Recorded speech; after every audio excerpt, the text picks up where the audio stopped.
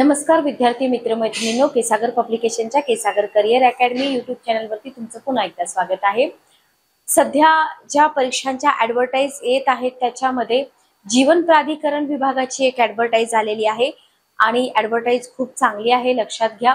जेणेकरून तुम्हाला इथं एक पद मिळेल। चांगला अभ्यास केला तर नक्कीच फर्स्ट अटेम्प्ट मध्ये सक्सेस मिळतं। तर ही जी जाहिरात आहे या जाहिरातीचं स्वरूप परीक्षा स्वरूप असेल, वेतन श्रेणी असेल, आणखी याच्यामध्ये जी काही इम्पॉर्टंट इन्फॉर्मेशन आहे ती बघण्यासाठी आपण आज या सेशन मध्ये आलेलो आहोत। तर लक्षात घ्या, कुठलीही परीक्षा असू द्या त्या परीक्षेचा अभ्यासक्रम, त्याच्यासाठी लागणारी पुस्तकं ही सगळ्यात मोठी स्टेप असते आणि आपल्या केसागर पब्लिकेशनच्या ऑफिशियल वेबसाईटसाठी तलाठी भरती, पोलीस भरती, सरळ सेवा अंतर्गत जेवढ्या एक्झाम होत आहेत सगळ्या परीक्षांसाठी अतिशय दर्जेदार अशी पुस्तकं अवेलेबल आहेत। तर या एक्झामच्या अनुषंगाने पण आपण सेपरेट एक बुकलिस्ट वरती सेशन बनवणार आहोत। तर ही जी जाहिरात आहे ही जाहिरात काय आहे ते आपण बघूया। चॅनल वरती नवीन असाल तर चॅनलला सबस्क्राइब करा, बेल नोटिफिकेशन ऑन करा म्हणजे लेक्चरच्या नोटिफिकेशन तुमच्यापर्यंत पोहोचतील। ठीक आहे, तर महाराष्ट्र जीवन प्राधिकरण विभागाची ही ॲडव्हर्टाइज आहे। डिटेल मध्ये आपण बघूया। बघा, महाराष्ट्र जीवन प्राधिकरणातील सरळ सेवेची रिक्त पदे भरण्यासाठी जाहिरात। ठीक आहे, 4 तारखेला जाहिरात आलेली आहे, बघून घ्या। 4 तारखेला ही जाहिरात आलेली आहे। महाराष्ट्र जीवन प्राधिकरणाच्या आस्थापनेवरील गट अ, ब आणि क, बघा आता गट अ, ब आणि क या संवर्गातील अंतर्गत लेखा परीक्षण अधिकारी, वरिष्ठ लेखा अधिकारी, लेखा अधिकारी, सहाय्यक लेखा अधिकारी, उपलेखापाल, कनिष्ठ अभियंता स्थापत्य, कनिष्ठ अभियंता यांत्रिकी, कनिष्ठ लिपिक आणि टंकलेखक, सहाय्यक भांडारपाल, स्थापत्य अभियांत्रिकी सहाय्यक, ही सगळी जी पदं आहेत ना ही सरळ सेवेने भरण्यासाठी पात्र उमेदवाराकडून इथं www.mjp महाराष्ट्र जीवन प्राधिकरण या वेबसाईट वरती तुम्हाला ऑनलाईन पद्धतीनं 20 तारखेपासून ते 19 डिसेंबर पर्यंत अर्ज मागवण्यात येत आहेत। तुम्ही याला एलिजिबल असाल तर फॉर्म भरा। याच्यानंतर वेब लिंक बंद होऊन जाईल।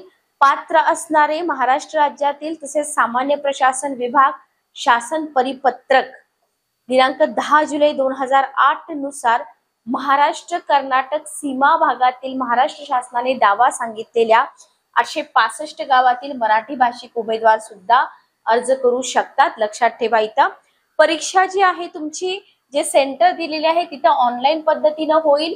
ऑनलाईन परीक्षेची तारीख या वेबसाईट वरती स्वतंत्रपणे प्रसिद्ध करण्यात येईल। वेळोवेळी अपडेट आपण इथं देत राहूया। आणि सरळ सेवेने भरायच्या पदाकरता प्राधिकरणाच्या या वेबसाईट वरती तुम्हाला अर्ज करायचे आहेत, लक्षात ठेवा। आणि इथं बघा 2025 हा एक टॅब आहे तिथं संकेतस्थळावरती, तिथं ऑनलाईन पद्धतीने अर्ज भरायचे आहेत। आणि इथे बघा भरती प्रक्रिया संदर्भातील सगळे कार्यक्रमातील बदल, जे काही सूचना असतील ह्या वेळोवेळी प्राधिकरणाच्या अधिकृत संकेतस्थळावर प्रसिद्ध करण्यात येतील। पत्रव्यवहार करू नका असं इथं सांगितलेलं आहे। ठीक आहे, ओके। त्याच्यानंतर बघा इथं इम्पॉर्टंट इन्फॉर्मेशन जर आपण बघितली तर आपल्यासाठी डेट इम्पॉर्टंट आहे। 20 तारखेपासून फॉर्म चालू होतात, 19 तारखेपर्यंत भरायचे आहेत। चलन तुम्हाला भरायचं आहे ऑनलाईन 19 तारखेपर्यंतच। हॉल तिकीट तुम्हाला 7 दिवस आधी उपलब्ध होईल, लक्षात घ्या। परीक्षेचा दिनांक, वेळ आणि केंद्र या हॉल तिकीट मध्ये तुमच्या दिलेलं असेल। ठीक आहे, ओके, क्लिअर। आता इथे बघा हे जे गट अ, ब, क संवर्ग आहेत ना याच्यामध्ये अंतर्गत लेखा परीक्षण अधिकारी, वरिष्ठ लेखा अधिकारी ही जी सगळी पदं आहेत ना या पदांचा सामाजिक आणि समांतर आरक्षण, आता हे सगळ्यांनाच माहितीये समांतर आरक्षण, सामाजिक आरक्षण। तर इथं पदसंख्या वगैरे तुम्हाला सगळी दिलेली आहे, बघून घ्या। तुमच्या सेक्शन साठी जागा किती आहेत। आता इथं बघा जर अंतर्गत लेखा परीक्षण अधिकारी ऑब्लिक वरिष्ठ लेखा अधिकारी जर तुम्ही बघितलं तर पदं आहेत 2। किती पदं आहेत त्याच्यासाठी? 2 पदं आहेत, लक्षात ठेवा।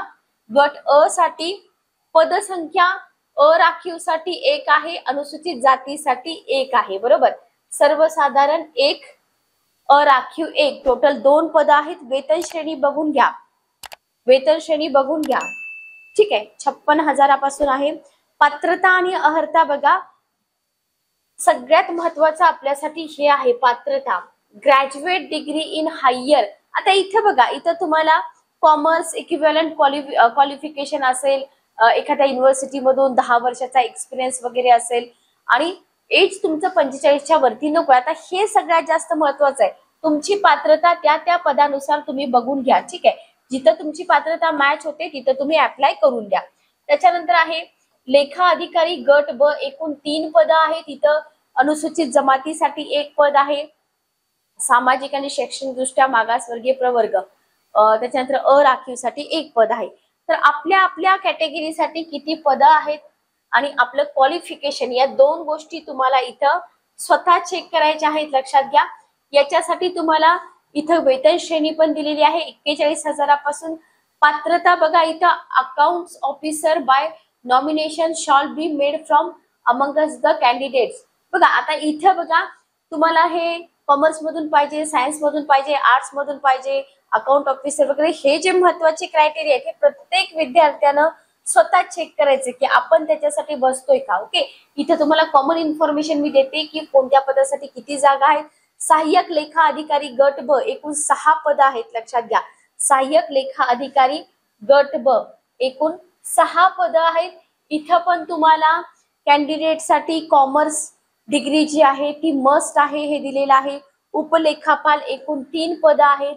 इथं पण तुम्हाला पात्रतेमध्ये बघून घ्या, कॉमर्सची डिग्री सगळीकडे तुम्हाला दिसून येते. सो याच्यानुसार आपल्याला काय करायचं आहे, अप्लाय करायचं आहे. कनिष्ठ अभियंता. आता इथं बघा, कनिष्ठ अभियंता याच्यामध्ये जर आपण बघितलं तर कनिष्ठ अभियंता जागा आहेत एकूण 144 पदं. Very very important. एकूण 144 पदं आहेत गट ब. याच्यामध्ये तुम्हाला वेतन श्रेणी पण बघून घ्या आणि पात्रता बघा. स्थापत्य अभियांत्रिकीतील किमान पदविका किंवा पदवी अथवा त्याच्यापेक्षा उच्च शैक्षणिक अर्हता धारण करत असलेली व्यक्ती इथं पात्र असेल, ठीक आहे. ओके. कनिष्ठ अभियंता यांत्रिकी, एकूण पदं आहेत 16, ठीक आहे.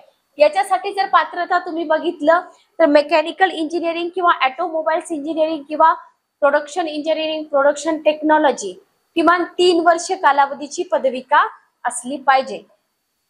त्याच्यानंतर आहे लघु श्रेणी लघु लेखक गट ब, एकूण पदं आहेत 3. पात्रता माध्यमिक शाळा प्रमाणपत्र परीक्षा उत्तीर्ण, ठीक आहे. ओके. बघा, तर सगळ्यात महत्वाचं तर पात्रताच असते, त्याच्याशिवाय आपण अर्ज करू शकत नाही. टंकलेख सॉरी टायपिंग पण इथं मस्ट आहे लघुलेखकसाठी, ठीक आहे. निम्न लघुलेखक पद 6 आहेत. इथं पण सेम क्रायटेरिया आहे, तुम्हाला माध्यमिक शाळा प्रमाणपत्र पाहिजे. त्याच्यानंतर टायपिंग स्पीड तुमचं इथे इंग्रजी मराठी दिलेलं आहे. त्याच्यानंतर कनिष्ठ लिपिकसाठी 46 पदं आहेत.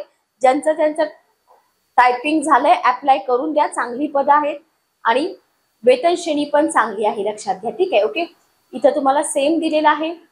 सहाय्यक भांडारपाल 13 पदं आहेत. इथं तुम्हाला माध्यमिक शालांत उत्तीर्ण पाहिजे आणि सेम इथं तुम्हाला इंग्रजी टायपिंग, मराठी टायपिंग.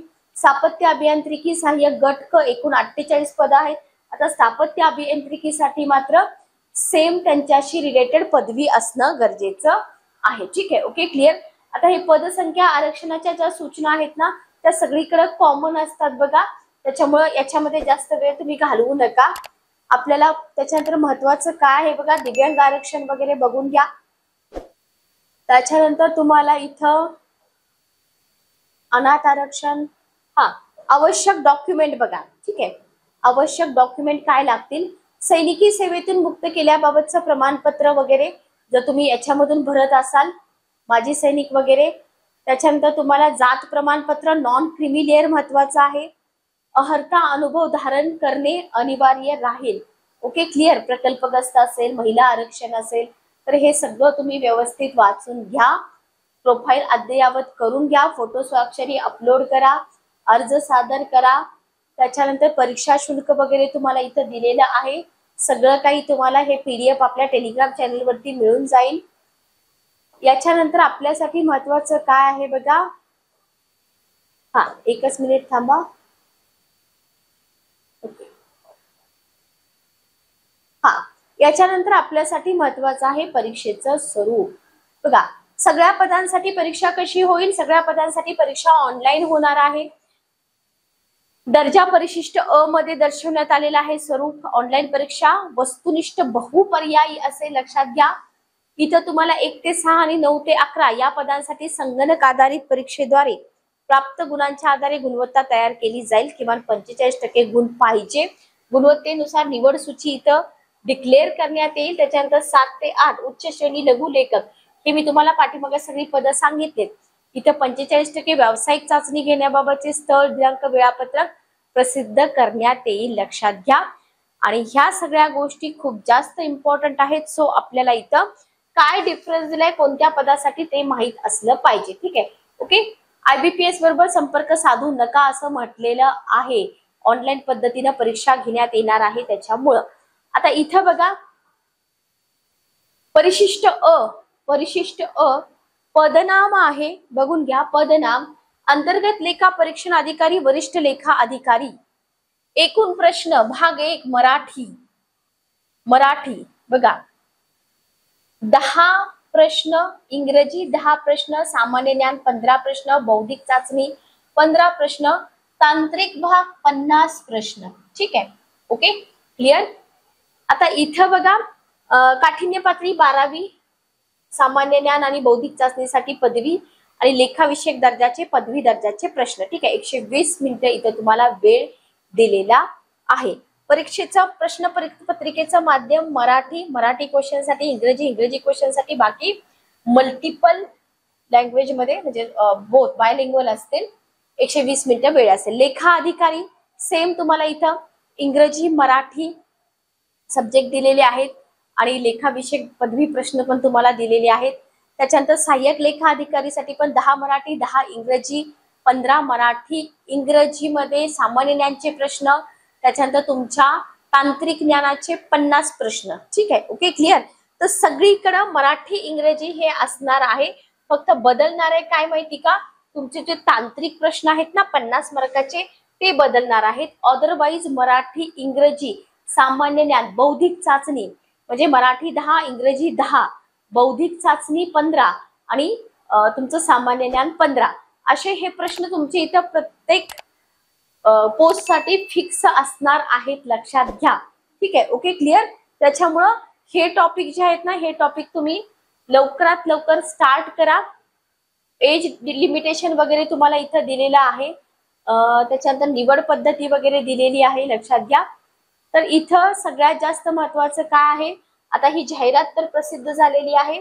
सगळ्यात जास्त महत्वाचं आहे की तुमच्या क्वालिफिकेशन नुसार तुम्ही कोणत्या पोस्टसाठी अप्लाय करू शकता हे तुम्ही इथं बघून घ्या. जिथं तुमचं क्वालिफिकेशन बसतंय तिथं तुम्ही अर्ज करून द्या. आणि बाकीची जी प्रोसिजर आहे बाकीच्या प्रोसिजर मध्ये महत्वाचं काय असतं की तुमचं एज लिमिटेशन ते पण फॉर्म भरताना कळून जातं. बाकी सगळ्या परीक्षेची निवड पद्धती सेमच असते. परीक्षेचं स्वरूप समजून घ्यायचं असतं. ऑनलाईन आहे का ऑफलाईन आहे, बाकी काय चेंजेस, आणि अतिशय महत्वाची गोष्ट म्हणजे परीक्षेचा सिलेबस आणि त्या सिलेबसनुसार परीक्षेची तयारी चालू करणं. ठीक आहे. ओके. तर चॅनलवरती नवनवीन अपडेट येत राहतील. चॅनलवरती मोफत लेक्चर्स पण तुम्हाला मिळतील. नवीन असाल चॅनलवरती तर चॅनलला सबस्क्राईब करा, बेल नोटिफिकेशन ऑन करा म्हणजे लेक्चरच्या ज्या नोटिफिकेशन आहेत त्या तुम्हाला वेळेवर मिळतील. भेटूया नेक्स्ट सेशन मध्ये. Good day. Take care.